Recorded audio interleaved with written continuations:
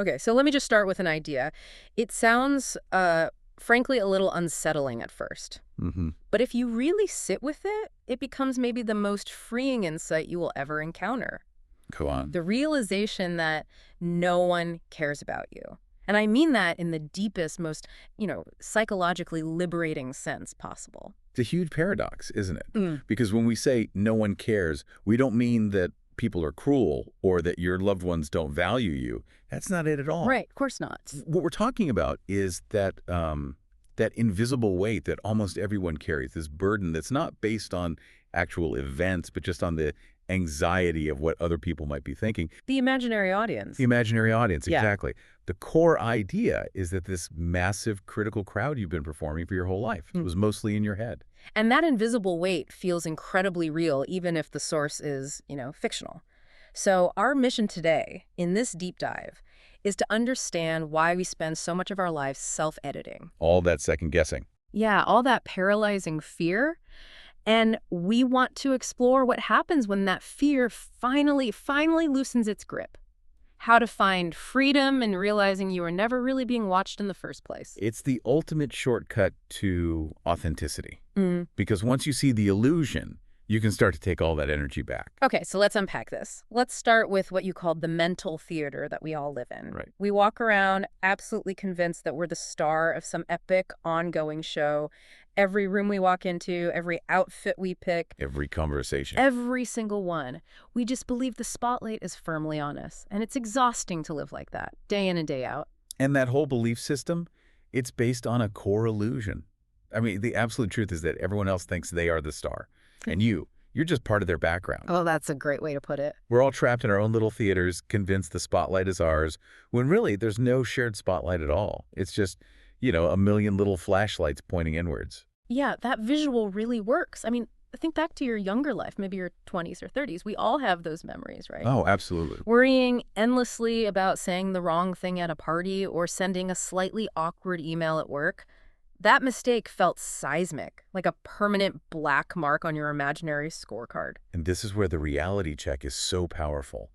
If you step back now, all these years later, and you ask yourself, how many of those specific awkward moments from anyone else do you actually remember? Their email typo, their bad joke. Honestly, almost none. Maybe one or two, like truly catastrophic things, but the small stuff. The day-to-day anxieties, zero. I remember none of them. And that right there is the proof. The audience wasn't watching.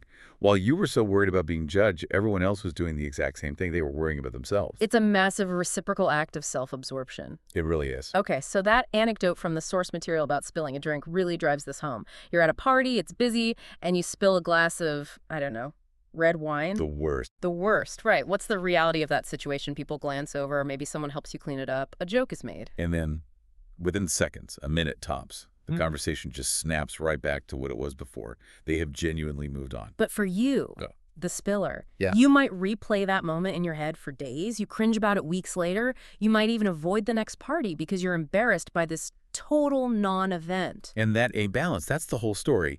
Seconds of their attention versus days or weeks of your own internal punishment. That's the power of the imaginary audience. So if we know this intellectually, why do we keep doing it? Why does that inner critic still have so much power over us? Well, we have to trace its origins. And that really takes us back to childhood. I mean, when you're a little kid, you were actually being watched. Constantly. Constantly. Parents, teachers, neighbors. They're all evaluating you. And they needed to, right. Society needed structure. Kids needed guidance to learn how to behave. That makes sense. We have to learn the rules to have a functioning society. But wait, how do we draw the line between that necessary social conditioning, basic politeness, and this paralyzing fear we're talking about? That's the crucial distinction. Necessary social grace is about being considerate. The paralyzing fear is about performing. Okay. And the shift happens when that external voice of correction, it becomes completely internal. At some point, you stop needing a parent in the room to judge you. Yeah. You just started doing it to yourself. Yeah. You created this internalized imaginary observer who's always there, always ready to disapprove. And for a lot of us, especially if you grew up in a really rigid environment, that voice just never goes away. It's like this low-level hum in the background, always whispering, don't look foolish, or, What will they think? And think about the sheer amount of energy that takes. Managing those perceptions, editing what you say, curating your stories.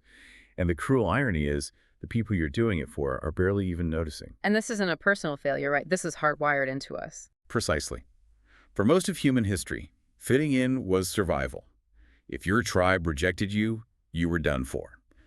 So we evolved to care deeply about what other people think. But the world changed. The world changed way faster than our brains did. Today, you don't need everyone's approval to survive, but that ancient reactive part of your brain, it is still screaming the alarm. Don't stand out. Fit in. It's like we're playing by a rule book for a game that ended a long, long time ago. So the question becomes, how much of that old pressure are you still carrying around? And when you can answer that, that's the bridge to freedom. The second you identify the performance, you can stop wasting your time on it. And this is where it gets really interesting for me, because the moment that freedom starts is the moment you get all that energy back. Yes. You stop performing for the imaginary jury, and all those cognitive resources, they come flooding back to you. And you see this on a huge scale, right? Think about innovators. People who wanted to reuse rockets or build the first electric cars. Things that seemed impossible. Totally impossible or just foolish. They were met with so much criticism. And sure, some of it was valid, but most of it was just noise. It was other people projecting their own fears and limitations. If you try to manage all of that, you never do anything interesting. That's a powerful point. But okay, once that imaginary audience disappears, you're left with something that's actually maybe a lot harder. You're left facing yourself. And this is the moment people spend their entire lives trying to avoid. Because freedom sounds amazing in theory, but in practice, it's terrifying because it means responsibility.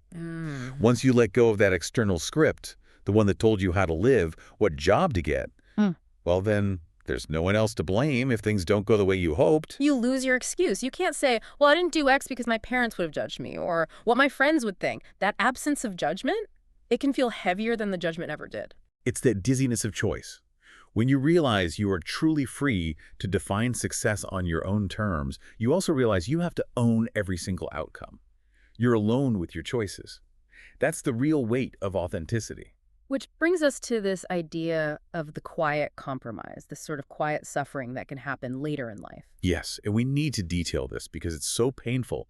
A lot of people, they get to their 60s or 70s, and they realize they spent so long playing these roles, good employee, good parent, that they kind of participated in their own disappearance. Wow, their own disappearance. It wasn't one big thing. It was a quiet erosion of self.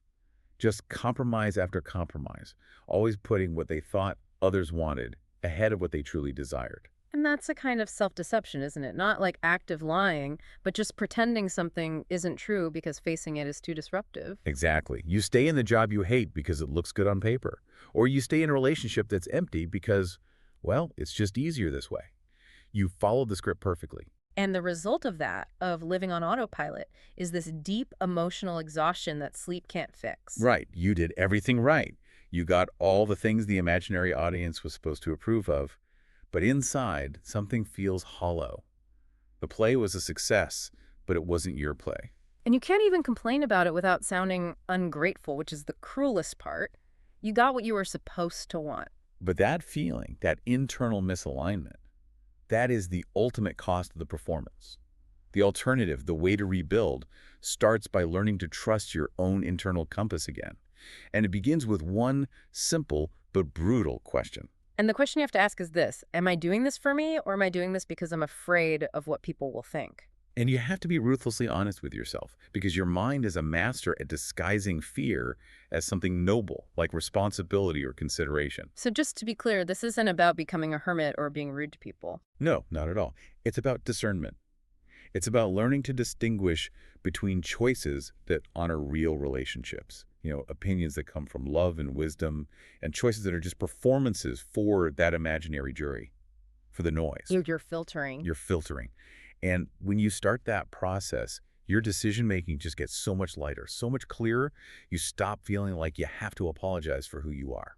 And this brings us back to the paradox we started with. When you finally stop performing, you become real. And authenticity, it turns out, is magnetic. It really is. People respect it more, not less. Yeah. Because most people are hiding. So when they see someone who is just unapologetically themselves, it gives them permission to do the same. When you've done the work, when you've named your own values and set your own boundaries, other people's opinions just become information. Exactly. Information, not a verdict. Sometimes it's useful, sometimes it's not, but it no longer controls you. It doesn't stick. So to sum it up, you were never under the constant watch you thought you were. The pressure was learned. And the opportunity now is to let that go. Yes. So here is a final challenge, something you can actually try this week. For the next 7 days, just keep a mental tally of your choices. Notice what you said and what you didn't say. What you agreed to when you really didn't want to. And for each one, just ask that question. Was this choice mine, or was it for approval? You don't even have to change anything yet, just notice. But I have to warn you, this can be really uncomfortable. You might realize just how many of your actions aren't really yours. But that discomfort, that isn't a sign you're failing. That's the sound of something real waking up inside you. Understanding that no one is watching doesn't make your life meaningless. It gives your life back to you. It means every choice from now on can be yours to design, yours to live, and yours to own. Authenticity is the most revolutionary thing you can do, and you never needed anyone's permission to start.